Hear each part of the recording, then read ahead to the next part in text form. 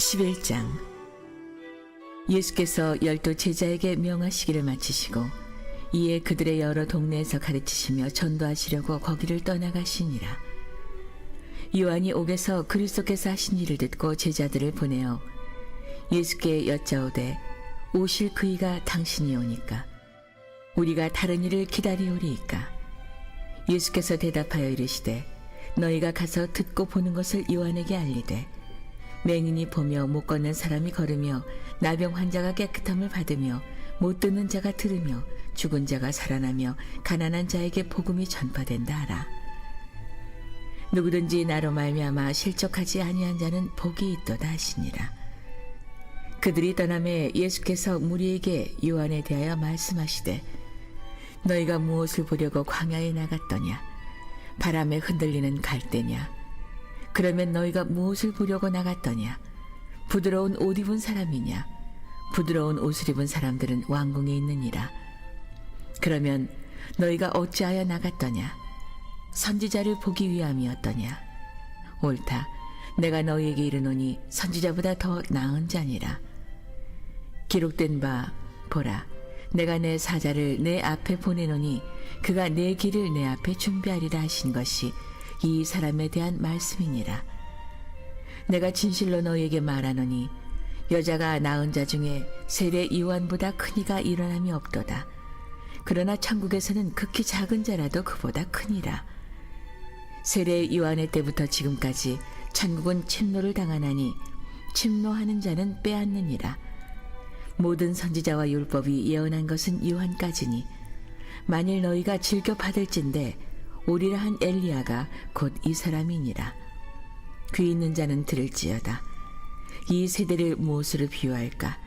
비유하건대 아이들이 장터에 앉아 제 동물을 불러 이르되 우리가 너희를 향하여 피리를 불어도 너희가 춤추지 않고 우리가 슬피 울어도 너희가 가슴을 치지 아니하였다 함과 같도다. 요한이 와서 먹지도 않고 마시지도 아니하매 그들이 말하기를 귀신이 들렸다 하더니 인자는 와서 먹고 마심에 말하기를 보라, 먹기를 탐하고 포도주를 즐기는 사람이요 세리와 죄인의 친구로다 하니 지혜는 그 행한 일로 인하여 옳다함을 얻느니라. 예수께서 권능을 가장 많이 행하신 고울들이 회개하지 아니하므로 그때 책망하시되 화 있을진저 고라시나, 화 있을진저 벳세다야, 너에게 행한 모든 권능을 두로와 시돈에서 행하였더라면 그들이 벌써 베옷을 입고 제에 앉아 회개하였으리라. 내가 너희에게 이르노니 심판날에 두로와 시돈이 너희보다 견디기 쉬우리라. 가버나움아, 내가 하늘에까지 높아지겠느냐? 음부에까지 낮아지리라. 내게 행한 모든 권능을 소돔에서 행하였더라면 그 성이 오늘까지 있었으리라. 내가 너희에게 이르노니 심판날에 소돔 땅이 너보다 견디기 쉬우리라 하시니라. 그때 예수께서 대답하여 이르시되 천지의 주제이신 아버지여, 이것을 지혜롭고 슬기 있는 자들에게는 숨기시고 어린아이들에게는 나타내심을 감사하나이다. 옳소이다. 이렇게 된 것이 아버지의 뜻이니이다. 내 아버지께서 모든 것을 내게 주셨으니 아버지 외에는 아들을 아는 자가 없고 아들과 또 아들의 소원대로 계시를 받은 자 외에는 아버지를 아는 자가 없느니라. 수고하고 무거운 짐진 자들아, 다 내게로 오라. 내가 너희를 쉬게 하리라. 나는 마음이 온유하고 겸손하니 나의 멍에를 메고 내게 배우라. 그리하면 너희 마음이 쉼을 얻으리니 이는 내 멍에는 쉽고 내 짐은 가벼움이라 하시니라. 오늘 새벽에 하나님 품에 나온 여러분 모두를 주님의 이름으로 축복하고 환영합니다. 행복하시죠? 할렐루야.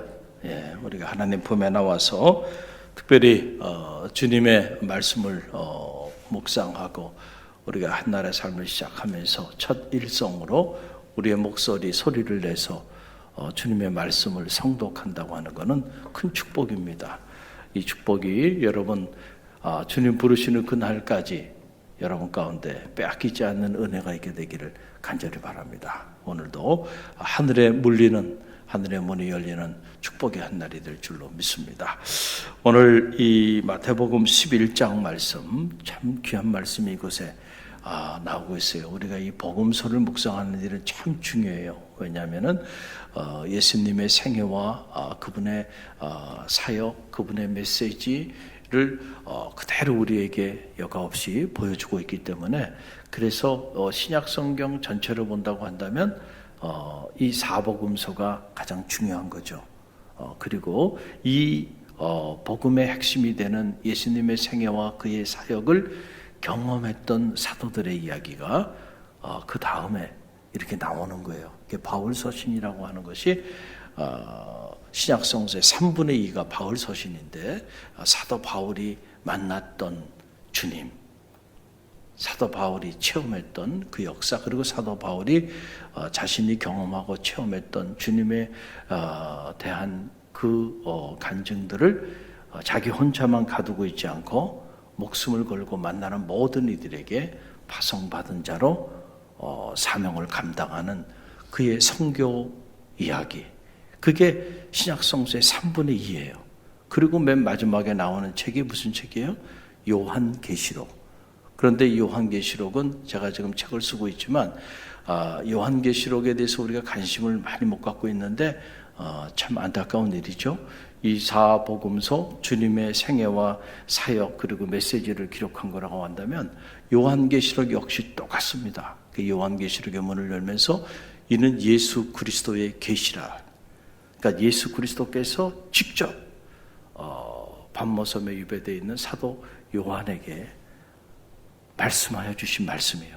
그러니까는 저는 이 요한계시록은 복음서의 제2부다. 누가 주님을 체험한 이야기를 하고 있는 게 아니고, 누가 전도하는 이야기를 기록한 게 아니고, 예수님께서 직접 계시해 주신 말씀이에요. 그런데 이 사복음서는 지상의 공생의 3년 계실 때 주님이 하셨던 말씀이고, 그리고 요한계시록은 승천하신 이후에 천상에서 주님께서 직접 지상교회를 향하여 말씀하여 주신 계시의 말씀이에요. 그러니까 여러분, 이게 얼마나 중요한 말씀이겠어요. 그래서 여러분 기도를 해주세요. 제가 책을 지금 집필하고 있는데 가능한 한 내년 초에는 다 완성이 돼서 내년에는 이 세상의 빛을 볼 수 있도록, 할렐루야, 너무너무 귀한 내용이 되리라 생각이 드는데, 자, 그래서 이 복음서를 묵상하는 일은 너무너무 중요한 거예요. 오늘 21장에 보게 되면 우리가 두 가지 영적인 주제 앞에 자리하게 되는데, 하나는 참회고 또 하나는 쉼입니다. 그렇죠? 참회와 쉼. 특별히 우리 대강절을 보내고 있는데, 여러분, 이 참회라고 하는 단어를 꼭 기억하세요. 우리가 신앙생활을 하거나 또는 어떤 부흥성회를 하거나 이럴 때, 사실은 지금 요즘 와서는 과거에는 항상 성회를 하거나 사경회를 하거나 했을 때 참회의 역사들이었습니다. 그리고 참회에 관한 메시지들이 강력했고, 그리고 그 메시지를 듣고 어찌할꼬 통곡하면서 자기 삶을 돌아보고 새로운 삶의 결단들을 하면서 영적인 부흥의 역사들이 나타났던 거예요. 그런데 요즘의 메시지들은 참회라고 하는 이 메시지가 사라진 지 오래됐고, 그리고 위로하고 격려하고 이런 정말 심리학에 쩌든 이런 거짓된 복음들이 난무한 이런 시대에 살아가요. 그래서 진정한 의미의 변화, 삶의 변화들이 나타나고 있지 못한 이런 안타까운 때를 우리가 살아가고 있어요. 자, 그런데 주님의 메시지를 보면 주님의 메시지의 첫 번째 일성은 회개하라, 천국이 가까웠다. 이게 참회에 대한 메시지잖아요. 공생애를 시작하시면서 첫 번째 메시지. 또 예수님의 길을 예비했던 사도 요한이 세례 요한이 첫 번째 선포했던 메시지, 회개하라, repent, the kingdom of God is near. 하나님의 나라가 가까웠다. 그래서 우리에게 촉구하는 메시지는 참회예요. 참회할 때 구원의 문도 열리고요, 참회할 때 축복의 문도 열리고요, 참회할 때 여러분 오늘도 황해도 갈라지고 여리고 성도 멈췄었고요, 여리고 성도 무너지고 요단강도 넘쳐서는 이런 하나님의 능력이 실제로 나타나는 거예요. 우리가 하나님 앞에 실제로 가까이 나아가면 우리 안에 일어나는 영적인 운동은 참회입니다. 하나님 앞에, 하나님의 말씀의 거울 앞에 들어가 보니까 내가 너무 끔찍한 죄인이야. 어찌할꼬. 그렇죠? 사도 베드로가 예수 그리스도의 십자가의 죽으심과 부활을 선포하니까 그 소리를 듣던 이들이 어찌할꼬 통회하며 자복하며 나가는 이 사도행전의 역사죠. 할렐루야. 1907년 한국 근대사에 있어서 한국 교회 안에 영적인 대부흥의 역사가 나타났는데 그 부흥의 역사의 그 시발점은 참회로부터 나타난 거죠. 복음을 들었던 그 수많은 무리들이 다 어찌할꼬 자기 죄를 참회하며 통곡하며 영적인 각성이 일어나기 시작했고, 리바이벌이라고 하는 건 다른 것이 아니고 바로 영적 각성, 그 영적 각성의 내용은 다른 게 아니고요, 참회운동이죠. 할렐루야. 오늘 이 말씀 안에도 보게 되면 예수님께서 메시지를 선포하는데 참회에 관한 말씀을 전하세요. 다른 게 아니에요. 예수님이 특별히 사랑하고 예수님께서 특별히 애정을 가지고 그렇게 권능을 많이 행했던 그런 마을들이 있었어요. 그리고 그 마을에 사는 하나님의 사람들이 있었어요. 특별히 그들에게 특별히 애정을 가지고 특별히 부르고 특별히 택해서 그들에게 많은 권능을 주님께서 이렇게 보여주셨어요. 그런데 주님의 기대와는 다르게 아니 이렇게까지 많은 기사와 이적을 행하고 능력을 행했는데 그들이 변화되질 않는 거예요. 그러니까 예수님께서 너무너무 안타까우셔가지고 내가 너희에게 권능을 보인 만큼 다른 도시, 다른 사람들에게 그 권능의 한 자락이라도 보였다면 그 사람들이 벌써 변화돼도 수십 번 변화됐을 것이다. 그러면서 안타까워하면서 그 심판의 메시지를 선포하는 내용이에요. 자, 그 내용이 11장 여러분 보세요. 11장 먼저 20절로 22절 함께 읽어봅니다. 예수께서 권능을 가장 많이 행하신 고을들이 회개하지 아니하므로 그때에 책망하시되 화 있을진저 고라사나 화 있을진저 벳사다야 너희에게 행한 모든 권능을 두로와 시돈에서 행하였더라면 그들이 벌써 베옷을 입고 죄에 앉아 회개하였으리라. 내가 너희에게 이르노니 심판날에 두로와 시돈이 너희보다 견디기 쉬우리라. 참 우리가 이 대강절을 보내면서 이 메시지가 우리 가운데 가슴을 치는 메시지로 찾아오게 되기를 주님의 이름으로 간절히 축원드립니다. 예수께서 권능을 가장 많이 행하셨던 곳, 그 고을들이 회개하지 아니하는 모습을 보고 책망하는 이야기예요. 여러분, 우리가 신앙생활 하면서 특별히 오늘 이 자리에 계신 분들, 여러분들이 10년, 20년, 30년 아니 평생을 신앙생활 하면서 아마 이 교회 밖에 있는 다른 이들보다 여러분들이 가장 많이 주님의 말씀을 들었을 거예요. 그렇죠. 그래서 이 말씀을 듣고 은혜 받는 거는 귀한 일이에요. 할렐루야. 그러나 내가 은혜만 받고 정작 참여하지 않고 회개하지 않고, 그 말은 무슨 말이야? 내 삶이 변화되지 않으면, 거룩한 삶으로 내 삶이 변화되지 않으면 우리에게 주어지는 건 책망밖에 없다라고 하는, 가장 중요한 거는요, 삶이 변화되는 거예요. 할렐루야. 내 말이 바뀌고 내 생각이 바뀌고 내 삶이 바뀌어야 돼. 내 손으로 했던 이런 일들이 과거에 있었는데 내가 주님의 말씀을 접하고 많이 접하면서 은혜를 받고 나면 그 손으로 했던 그 일을 내려놓고 이 손으로 다른 일을 하는 거예요. 할렐루야. 말도 생각도. 그래서 삶이 실제로 거룩한 삶으로 변화되는 거예요. 그런데 안타깝게도 내가 권능을 가장 많이 행했는데 이 고을들이 어떻게 된지 회개하지 않는다. 그래서 주님의 안타까운 마음으로 참여하는데 딱 집어서 주님께서 화 있을진저 하면서 선포하는 그 고을들이 고라산 그리고 벳세다. 자,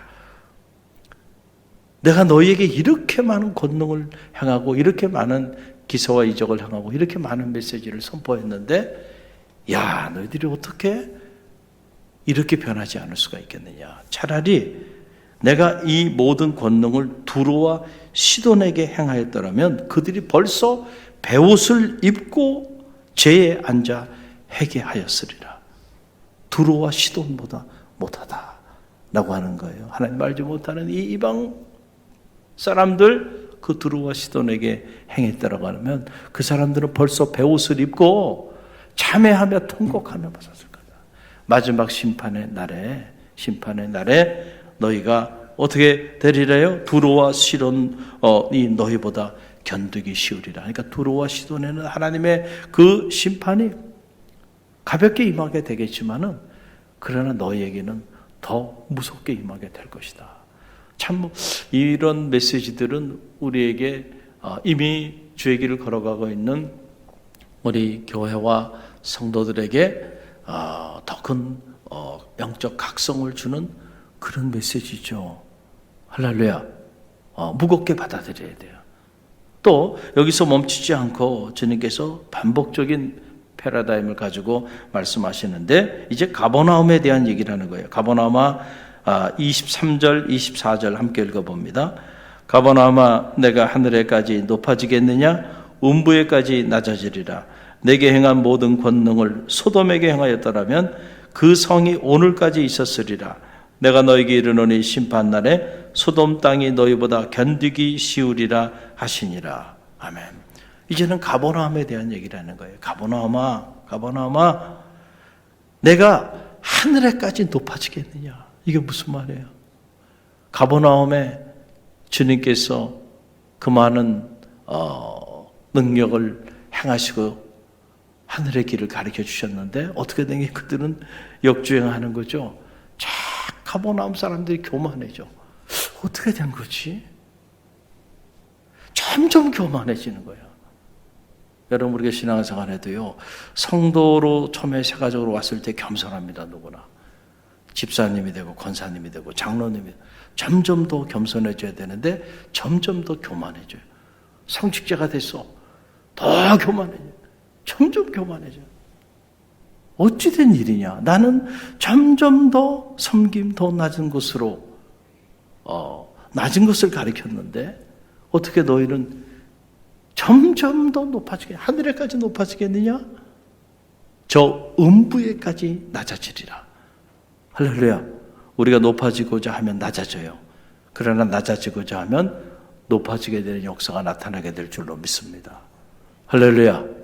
그 주님께서 이 부분을 지적하시면서 하신 말씀이 참 안타깝게도 우리가 소돔과 고모라, 서담이라고 말을 하잖아요. 가장 타락한 도시의 상징이죠. 그래서 영어에서 아예 서담이라고 하는 고유 명사가 만들어진 거죠. 음란하는 자들, 또 수간하는 자들, 동성 연애자들 이런 자들을 통칭해가지고 소도마이트라고 이렇게 말하는 거예요. 이 소돔과 고모라 이것이 상징이 돼서 그런 고유 명사가 된 건데 아니 가버나움을 소돔에 비유하는 거예요. 가버나움이 소돔보다 못하다는 거예요. 여러분 이건 얼마나 큰 충격입니까? 그러면서 내가 내게 행한 모든 권능을 소돔에게 행했더라면 그 성이 없어지지 않고 오늘까지 있었으리라. 그건 무슨 말이에요? 이렇게 타락한 도시에 살고 있는 소돔 사람들에게 내가 이 많은 메시지와 이 많은 설교를 하고 이 많은 기사와 권능을 행했다라고 하면 그들이 벌써 다 참회하고 내게 돌아와서 그 성읍이 심판받지 않고 오늘까지도 그 성읍이 남아 있었으리라. 참 충격이 되는 그런 메시지죠. 그러면서 심판날에 소돔 땅이 너희보다 견디기 쉬우리라. 할렐루야. 그러니까 이 메시지는 믿지 않는 사람들에게 주님께서 선포한 메시지가 아니죠. 할렐루야. 이미 믿음의 공동체 안에 이게 신앙의 공동체 안에 살아오는 하나님의 자녀들에게 선포하여 주셨던 메시지예요. 할렐루야. 그러니까 우리가 이 메시지를 들어보고 특별히 이 대강절 주님의 말씀 앞에서 정말 나는 그동안에 얼마나 많은 은혜를 받았고 얼마나 많은 사랑을 받았고 얼마나 많은 하나님의 말씀을 들었고 얼마나 많은 믿음의 역사들을 체험하며 살았는지, 그러나 그것에 비해서 내 삶은 얼마나 변화됐는지, 정말로 참회하고 있는지, 할렐루야, 돌아섰는지, 여러분 자신을 들여다보시기를 간절히 바랍니다. 소돔보다 못한 존재로 전락해버릴 수도 있다라고 하는 거예요. 그리고 마지막 메시지가 우리가 너무도 잘 아는 메시지죠.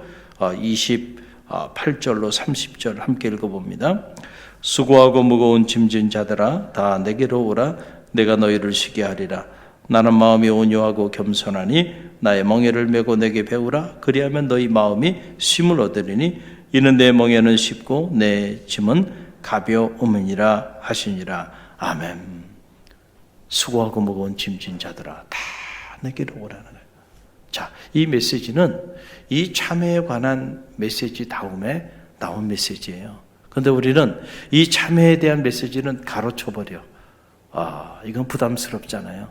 그러니까 그냥 묵상하지 않고 넘어가고, 수고하고 무거운 짐진 자들아 다 내게로 오라. 내가 너희를 쉬게 하리라. 그러니까 이 메시지는 너무너무 사랑스러워요. 너무너무 은혜가 돼. 왜? 난 너무 힘들어요. 그렇죠? 늘 근심과 걱정, 염려, 무엇을 먹을까, 무엇을 마실까, 무엇을 입을까, 맨날 자녀에 대한 걱정, 가정에 대한 걱정, 먹고 사는 것에 대한 걱정, 온갖 그런 걱정으로 인생이 피곤해. 인생이 너무너무 힘들어.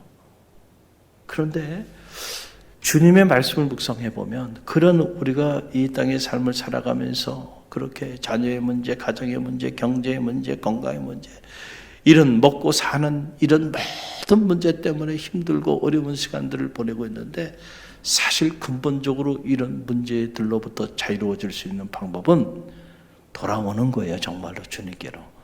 할렐루야. 그게 바로 참회예요. 참회. 그럴 때에 우리의 삶에 진정한 의미의 안식, 주님이 우리에게 주시는 진정한 의미의 치유, 진정한 의미의 쉼의 역사가 나타나요. 여러분의 영혼이 안식하게 되고, 그리고 여러분의 마음에 쉼이, 그리고 여러분의 육체적인 삶에 쉼이 나뉘어지는 역사가 나타나는, 모든 것을 더하여 주시는 하나님의 은혜가 폭포수처럼 임하게 되는 거예요. 그런데 우리가 신앙생활 하면서 실제로 회개하지 않으면, 참회하지 않고 신앙생활 하면 이거는 뭐와 같냐면은 감리교의 창시자 존 웨슬리는 이 참회를 크리스천 라이프, 기독자의 삶이 시작되어지는 첫 관문으로 본 거예요. 그래서 여러분 건물이 있으면 이 건물에 여러분이 들어오셨잖아요. 들어올 때 여러분 다, 저도 비롯해서 우리 모두가 다 건물에 보면 현관이 있죠. 현관을 다 통과해서 들어온 거예요. 그래서 이 건물의 현관과 같다는 거예요. 회개가, 참회가. 그러니까 이 현관을 들어오지 않고 건물 하나 들어올 수가 없거든요. 그리스도인의 이 복된 삶이 실제로 시작되기 위해서는 철저한 주님 앞에서의 이전의 삶과 이후의 삶이 달라져야 돼요. 이걸 참회라고 말하는 거예요. 할렐루야. 여기서부터 구원이 시작된다. 이게 소테알라스칼 프로세스라고 하는 거 이거예요. 참회할 때 칭의라고 하는 것. 죄인이었지만은 그러나 우리의 죄를 도말하지 아니하시고 의인으로 칭하여 준다. 할렐루야. 칭의의 역사가 나타나고, 이걸 다른 말로 표현하면 거듭남, 중생의 역사가 나타나. 그리고 난 다음에 sanctification, 성화, 거룩하여 줘가는, 그러면서 구원을 이루어 나가는 역사들이 나타나는 거예요. 그런데 우리가 실제로 이 참회하지 아니하면, 죄송하지만 목회자도 마찬가지고요, 장로님들도 마찬가지고, 권사님, 집사님, 이런 직분이나 직위가 중요한 게 아니에요.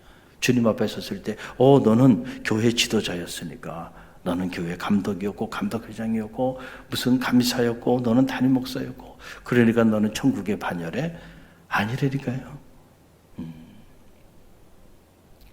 그런 직위와 직분이 여러분의 구원을 보증하지 않습니다. 할렐루야. 그리고 실제로 여러분의 구원의 삶도 보증하지 않습니다.